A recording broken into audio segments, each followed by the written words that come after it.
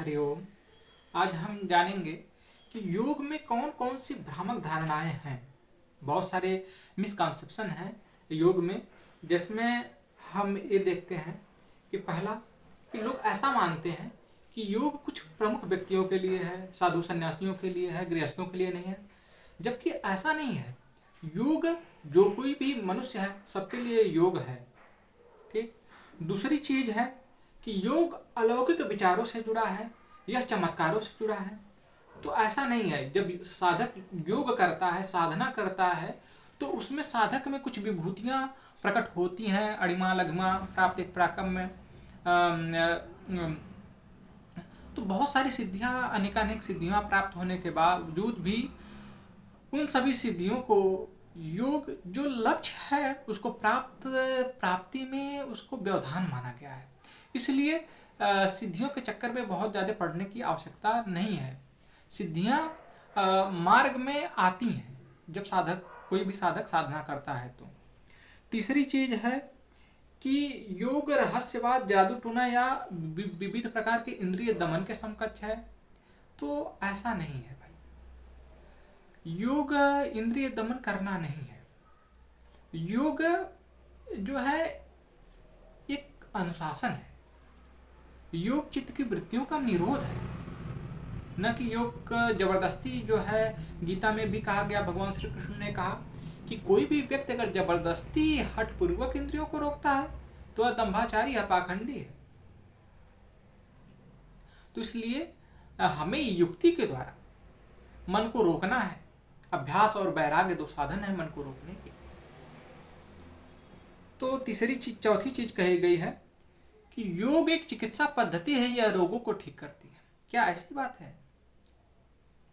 योग करने से रोग ठीक होते हैं, लेकिन केवल योग को एक चिकित्सा पद्धति के रूप में ले लेने बहुत यह उचित नहीं है। योग संपूर्ण व्यक्तित्व का संपूर्ण रूप से आध्यात्मिक और आधिभौतिक विकास करता है, त्रिविधतापों को नष्ट करता है।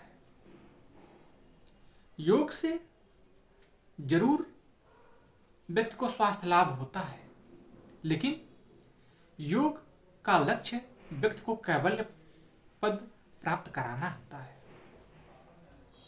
पांचवी चीज, योग एक दर्शन है जिसमें विश्व संबंधित तात्विक सिद्धांतों पर विचार किया जाता है। दर्शन का मतलब क्या हो गया कि हम उसको विचार करें, उस पर चिंतन मनन करें, उसमें उलझे रहे शास्त्रार्थ में, ऐसा नहीं है। योग एक प्रैक्टिकल है।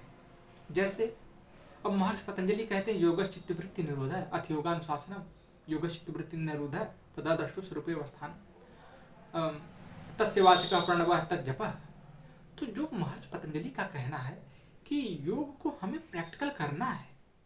यम नियम आसन प्राणायाम प्रत्याहार धारणा ध्यान समाधि अष्टांगों का अनुष्ठान करना है, जिससे हम अपने लक्ष्य को प्राप्त करेंगे। तो और सिक्स्थ पॉइंट क्या है कि योग एक व्यायाम पद्धति मात्र है। तो नहीं, ऐसा नहीं है। हमारे जो ऋषि हैं, हमारे जो ऋषि मुनियों ने योग के सिद्धांतों को ढूंढा, उसमें बहुत सारे आसनों की खोज की, षटकर्म को खोजा, मुद्राओं की खोज की, कुंभकों की खोज की, और षटकर्म, आसन, प्राणायाम, मुद्रा, बंध, ये सभी की खोज, ताकि जो हम अपने शरीर को स्वस्थ रखते हुए, अपने शरीर का शोधन करते हुए, कहा गया कि राजयोग की प्राप्ति कराने के लिए हठयोग